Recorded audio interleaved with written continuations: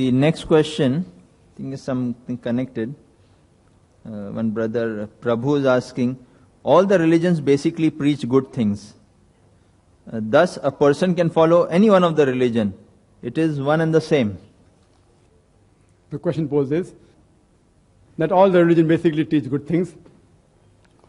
So you can follow any religion. It's one and the same. And I do agree with him in the first part of the question that all religions do basically preach good things. For example, all religions say you should not rob, you should not molest a woman, you should not rape her. Hinduism says that, Christianity says that, Islam says that. But the difference between Islam and the other religions is that Islam, besides speaking of good things, it shows you a way how to implement those good things. Like all religions speak about brotherhood.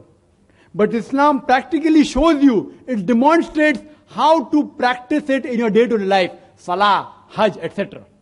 So Islam, besides speaking theoretically, it shows you a way how to practice it in your life. For example, Hinduism says you should not rob, Christianity says you should not rob, Islam says you should not rob. So what's the difference between Islam and the other religions? Islam shows you a way how to achieve that state in which people will not rob. Islam has a system of zakat. That is, every rich person who has a saving of more than the nisab level, 85 grams of gold, he or she should give 2.5% of that excess wealth in charity every lunar year. If every rich human being gives charity, poverty will be eradicated from this world. There will not be a single human being who will die of hunger. After this, the glorious Quran says in Surah Ma'idah, chapter number 5, verse number 38, as to the thief, be it a man or a woman, chop off his or her hand as a punishment from Allah subhanahu wa ta'ala. Some people may say, chopping off the hands in this age of 20th century, Islam is a barbaric religion. It's a ruthless law. And I do know that there are thousands of people who rob. So if you chop off all the people, then many people lose their hands. But the law is so strict that the moment you implement it, and if a person comes to know that his hands will be chopped off if he robs, immediately the thought of robbing will go away from his mind. Do you know today America, which happens to be one of the most advanced countries in the world, unfortunately, it also has one of the highest rates of crime. Highest rate of robbery and theft. I'm asking you a question. If you implement the Islamic Sharia in America, that is every rich person gives zakat, 2.5% of his excess wealth in charity, and after that if any man or woman robs, chop off his or her hand, I'm asking you a question. Will the rate of robbery and theft in America, will it increase? Will it remain the same or will it decrease? It will decrease. It's a practical law. You implement the Sharia and you get results. Let me give you another example.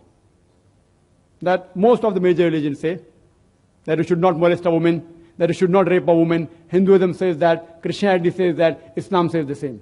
But Islam shows you a way how to achieve that state in which people will not, men will not molest or rape a woman. Islam has a system of hijab. People normally talk about hijab for the women. But Allah subhanahu wa ta'ala in the glorious Quran first speaks about the hijab for the man and then for the woman. The glorious Quran says in Surah Nur chapter number 24 verse number 30 that say to the believing man that he should lower his gaze and guard his modesty. Whenever a man looks at a woman and any brazen thought comes in his mind, any unashamed thought comes in his mind, he should lower his gaze.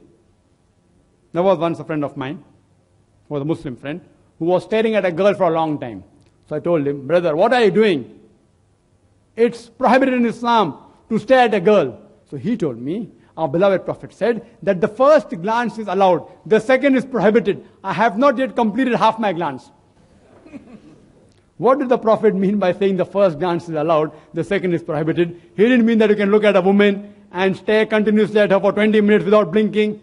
What the Prophet meant that if you look at a woman unintentionally, intentionally don't look at her again. Don't feast on her. That's what the Prophet meant.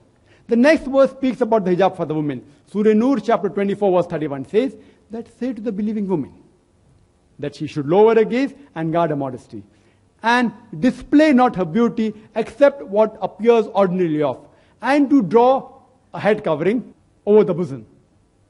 And display not her beauty except in front of her husband, her father, her sons, etc. and a big list of mahram, the close relatives who she can't marry is given. And there are basically 6 criteria for hijab. The first is the extent which differs between the man and the woman. For the man, the extent is from the navel to the knee. For the woman, the complete body should be covered. The only part that can be seen are the face and the hands up to the wrist. Some scholars say even this should be covered. The remaining 5 criteria are the same. The second is the clothes they wear, it should not be so tight that it reveals the figure. Third, it should not be transparent so that you can see through. Fourth, it should not be so glamorous that it attracts the opposite sex. Fifth, it should not resemble that of the unbeliever. Sixth, it should not resemble that of the opposite sex. These are basically 6 criteria for hijab mentioned in the Quran and the Sahih Hadith. And the Quran says in Surah Ahzab, chapter 33, verse number 59, giving the reason for hijab. It says, O Prophet, tell your wives and the believing women that when they go abroad, they should put on the cloak so that they shall be recognized and it will prevent them from being molested. Quran says, hijab has been prescribed for the women so that it will prevent them from being molested. And the Islamic Sharia says, if anyone rapes any woman, he gets capital punishment. People may say, capital punishment? In this 20th century, Islam is a barbaric religion. It's a ruthless law. It's a barbaric religion.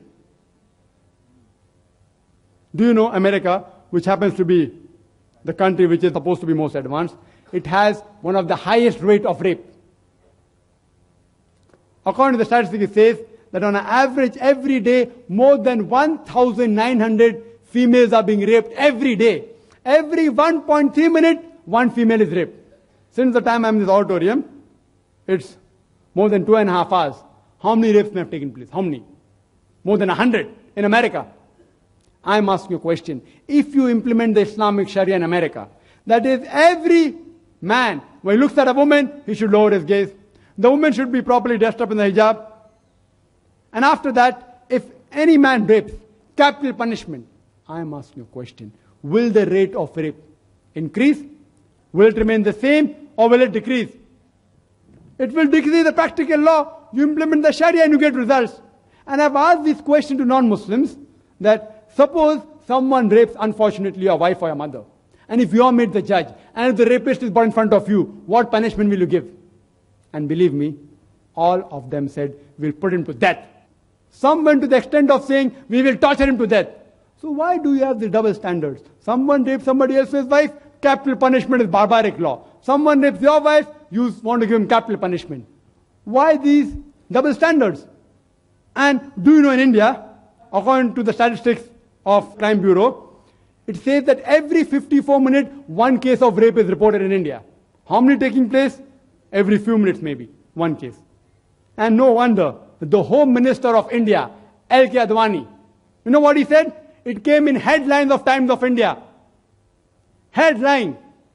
What it says? That Advani puts a death rap for rapes and recommends an amendment in the law. Headlines in Times of India, 28th of October, 10 days back.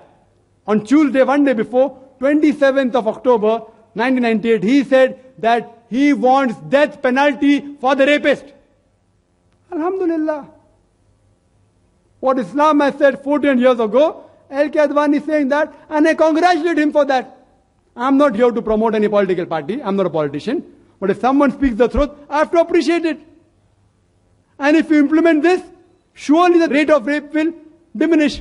Maybe the next Home Minister may implement the Islamic hijab here also. So inshallah, the rape will be completely abolished. They are coming closer to Islam. I appreciate it.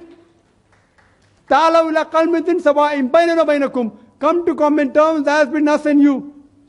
Mr. L.K. Advani realized that rape is increasing in India, and he rightly recommended that the law should be amended and death penalty should be put for the rapist. And I'm for it. I'm the first Indian to support him. So if you analyze Islam, besides speaking good things, it shows you a way how to achieve that state of goodness.